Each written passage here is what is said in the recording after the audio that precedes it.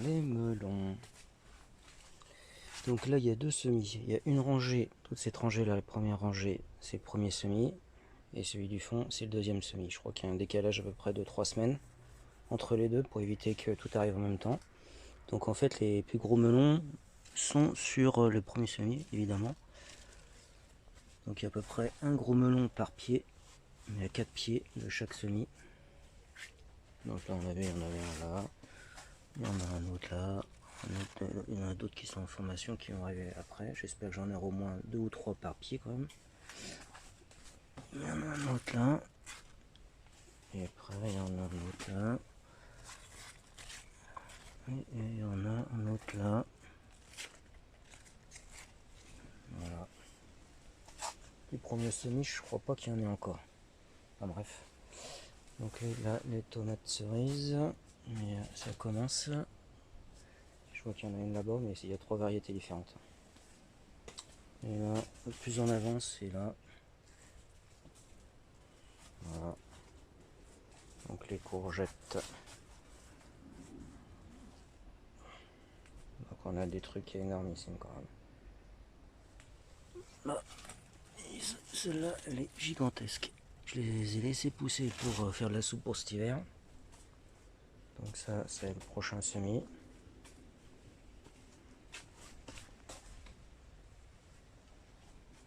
Voilà, c'est pareil, il y en a des grosses aussi là.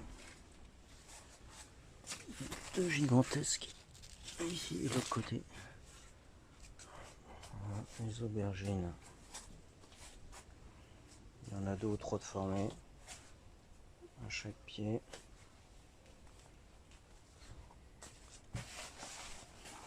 Bon, là il y en a 2. Une de formée. Une autre en formation. Là, il y en a combien? Là, il y en a 3 de formés. Voilà, à peu près 2-3 par pied. Bon, c'est déjà pas mal. Hein. On est quand même pas mal en avance par rapport à l'habitude. Et les salades, bref.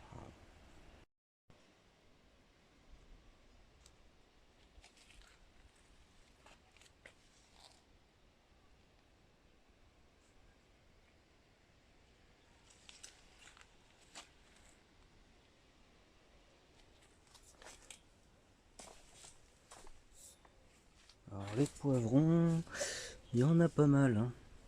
On peut voir déjà qu'il y a 2 pieds qui sont vraiment plus petits que les autres. C'est parce qu'en fait, voilà, celui-là, il en a déjà 3 gros. Donc ça surcharge le pied et du coup il pousse moins. Et celui-là, pareil, qui est beaucoup plus petit que les autres et qui lui en a un gigantesque, énormissime. Donc là il va falloir les enlever, sinon autrement ça va pas pousser. Parce qu'on voit il y a une sacrée différence de hauteur par rapport aux autres pieds. Hein. En fait tous les pieds qui sont petits, il y en a 3 même, il y en a encore un autre là. Et comme par hasard, et voilà, des gigantesques.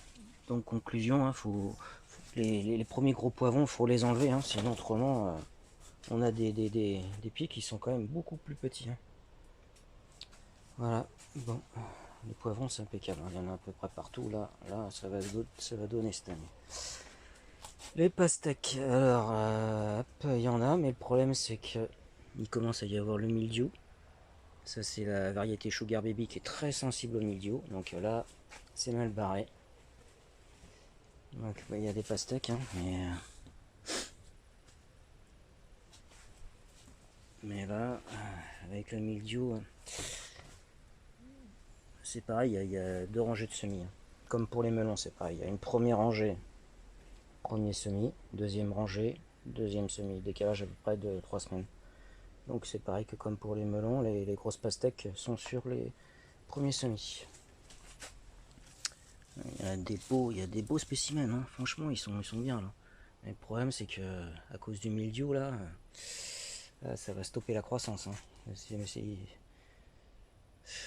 dommage. Donc là le basilic, donc on voit qu'il commence à monter à graines, donc là on va le couper un maximum et on va congeler pour cet hiver. Ensuite la ciboulette, le persil, les tomates, Ça c'est stupide, hein. Là, il y en a plein, il y en a partout. Ça c'est pas du tout sensible à la coulure due à la chaleur. Il y a zéro problème, sur chaque bouquet il y a des tomates, il y a zéro problème. Par contre, c'est les grosses tomates là, à partir de là, où là c'est la catastrophe. On voit il n'y a quasiment pas de tomates, ou une par-ci par-là. Là c'était variété beefsteak. Alors ce qui est incroyable, c'est que l'année dernière, alors qu'il a fait très chaud, il y a des canicules aussi, j'avais plein eu de grosses tomates énormissimes, à tous les bouquets, rien n'avait coulé, et cette année c'est totalement l'inverse, tout a coulé. Alors que c'est les mêmes graines. Hein. Va comprendre quelque chose. Je pense que j'avais pas dû assez arroser, je pense. Il y a des jours où il y a dû pas avoir d'eau dans le sol, et du coup bah, ça a coulé quoi. Donc l'année prochaine, ce que je vais faire, c'est que je vais essayer de semer plus tôt, et faire beaucoup plus gaffe à l'arrosage quoi.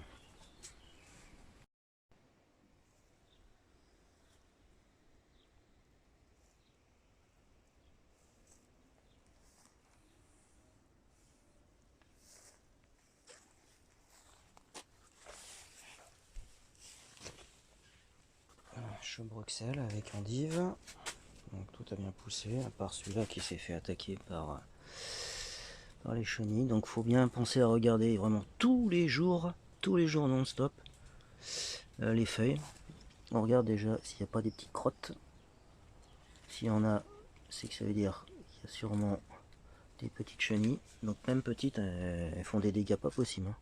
Donc faut penser à regarder vraiment tous les jours.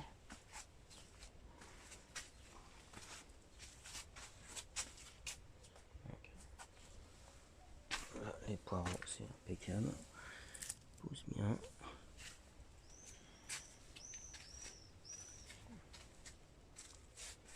Les carottes, pareil. Ça pousse très très bien.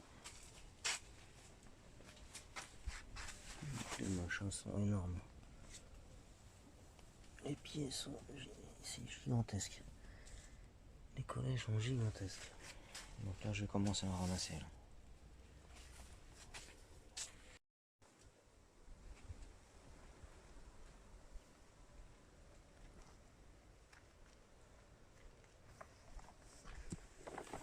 Donc là nous avons les betteraves. Alors il y a quelques petits soucis de maladie fongique. Hein. C'est parce que c'est trop à l'ombre. Il y a un arbre qui est là et toute la journée c'est pratiquement à l'ombre. Donc si on arrose trop, bah forcément il y a les maladies fongiques qui apparaissent. Mais sinon autrement elles sont bien, elles sont balèzes. Hein. Il y a ce qu'il faut. Il faudrait juste que je les sème un peu plus tôt chaque année pour les récolter un peu plus tôt. Mais sinon ça va. Donc là nous avons concombre. Alors pour l'instant il n'y en a pas des masses, il y en a un qui est là. Je pense que c'est la première fois que je l'ai fait sur ficelle. Et déjà ils sont montés super haut. Alors ah si ça commence. Alors peut-être je sais pas, je n'ai jamais fait sur ficelle, c'est la première fois. Donc je sais pas trop comment ça se passe pour l'apparition des concombres. Mais ouais franchement c'est pas pour l'instant c'est pas une technique que je conseille. Hein, par rapport à ce que je fais d'habitude à ras du sol. Là je sais pas, ça monte super haut. Ce que je vais faire après c'est que je vais le refaire descendre avec une ficelle que je vais attacher là. Donc on va bien voir, hein. Mais bon. D'habitude j'en mange déjà des concombres et là je sais pas si c'est à cause de l'ombre ou quoi, mais pour l'instant j'en ai pas mangé un seul encore. Et là melon Anasta, donc ça c'est pas la même variété que là-bas parce que l'autre là c'était une Sivan. Là c'est Anasta. Et franchement intéressante cette variété, hein, parce que là à chaque étage il y a un melon qui a été formé. Donc là il y en a un, là il y en a un autre, là il y en a un autre, là il y en a encore un autre, à chaque étage en fait. À chaque fois qu'il y a une fleur femelle, et ben il a donné un fruit. Il y en a encore un autre là. Incroyable. Et là ça fait déjà au moins une semaine qu'ils sont formés, un peu plus même. Donc c'est sûr qu'ils vont rester. Hein. Après il faut qu'ils grossissent, mais là la fécondation a réussi. Hein. Donc faut voir ce que ça donne. Hein. Ça peut être une variété intéressante hein, parce que si ça donne autant de melons que ça, Là, il y en a déjà 1, 2, 3, 4, 5, 6, 7, un septième en formation. 7 melons par pied, là c'est ultra rentable. Bon, on verra bien ce que ça va donner. C'est pareil, première fois que je fais sur ficelle. On va bien voir. Donc la relève des concombres. Donc ce sera c'est le deuxième semis, ça. Ici, là, ici ça va être des salades. Donc ça va virer, c'est des endives et des poireaux que j'avais mis de côté de secours au cas où il y en a un qui crèverait de l'autre côté là. Mais bon, comme rien n'a crevé, donc je vais pouvoir virer tout ça. Là, on a les salades. Ici, ça va être persil, un premier semis. Et ensuite, après, 3 semaines après, un deuxième semis ici. Voilà. Donc là, c'est un peu le bazar, parce que là, ça va être les choux qui vont être là. Donc ici, ça va être brocoli. Ici, ça va être les choux cales qui arrivent bientôt là, qui ont déjà été semés depuis un moment, qui vont être repiqués, je pense, d'ici 15 jours. Et puis après, ici, c'est les choux-fleurs.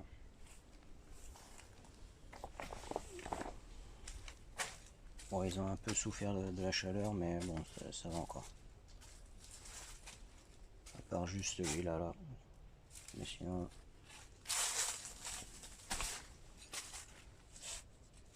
c'est les choux-fleurs.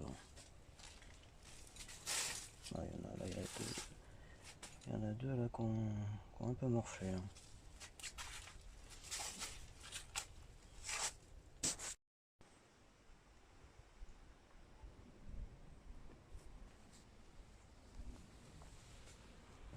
Donc là on s'approche de la fin. Il en reste encore un petit peu à récolter et puis après ce sera la fin. On voit le feuillage est en train de jaunir à une vitesse grand V là.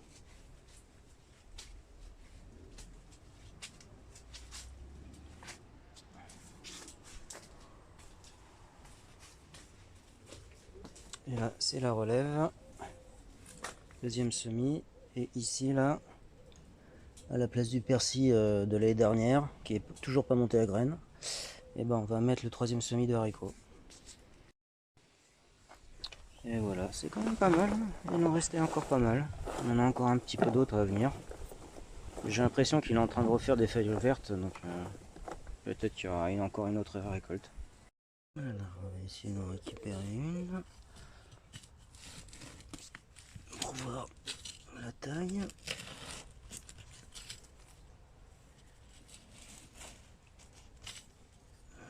Les carottes, c'est bien de les laisser assez longtemps pour qu'elles grossissent.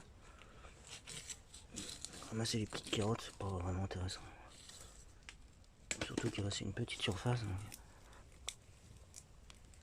putain, vache! Ouais, c'est pas mal, franchement. Ouais, c'est pas mal du tout. Là, ça va faire au moins 25 cm. Récolte du jour. Donc là, elle fait 20 cm la carotte. Voilà. Voilà, impeccable. Et les courgettes. Magnifique, énormissime. Et première tomate. Il y en a encore plein d'autres, mais j'ai juste pris celle-là pour la goûter. Le basilic. Voilà. Une fois que c'est coupé, voilà. Il n'y a plus qu'à congeler.